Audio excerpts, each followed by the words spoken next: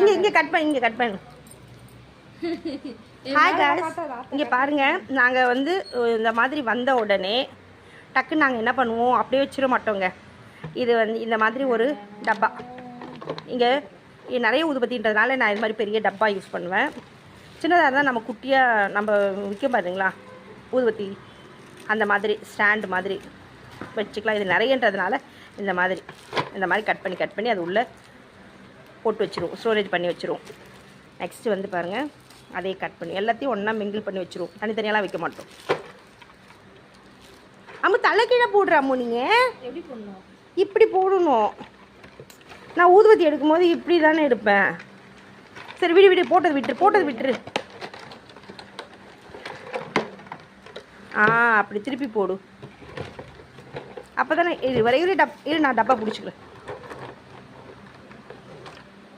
திருப்பி போடு. இது வந்து கோனுங்க, போன மாதம் வாங்கின கோனு. நல்லா இருக்குங்க இந்த கோன்லாம். மறுபடியும் நாங்கள் இப்போ ஆர்டர் போட்டிருக்கோம், வந்ததுன்னா உங்களுக்கு காமிக்கிறேன். இந்த மாதிரி போடணும். கோன் கீழே விழுந்துச்சு என் கால் கீழே. சரி நான் எடுத்துக்கிறேன் அப்புறமா. அங்கே இருக்கு பாரு சீசர். காமி, வீடியோ காமி. இந்த மாதிரி நீங்கள் எல்லாத்தையும் கட் பண்ணி அது உள்ளே போட்டுடுங்க. கையில் எடுத்து போட்டு மாதிரி தலைகீழாக போட்டுறேன். அதுக்கு நீ அந்த பக்கம் கட் பண்ணணும்ப்பா. இந்த இது இடம் ஸ்பேஸ் வருதா பாரு. அந்த மாதிரி போட்டு வச்சுக்கோ. இல்லை நான் டப்பா மட்டும்தான் கவர் பண்ணுறேன்.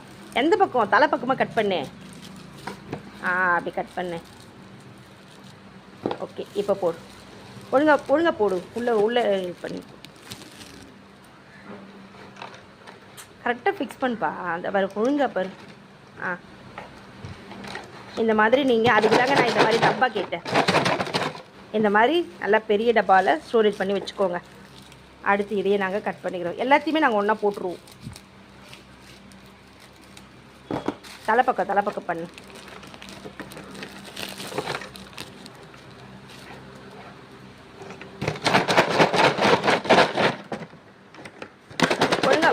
ஒழுங்கா. ஓகே.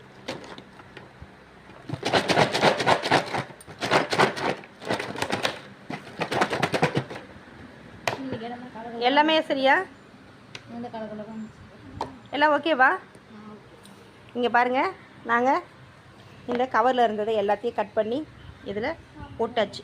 இப்போ என்ன பண்ணணும், நீங்கள் அம்மா அந்த லிட் எடுத்து மூடுமா. காமிப்பா. இங்கே பார்த்தீங்களா எவ்வளோ அழகாக இருக்குது.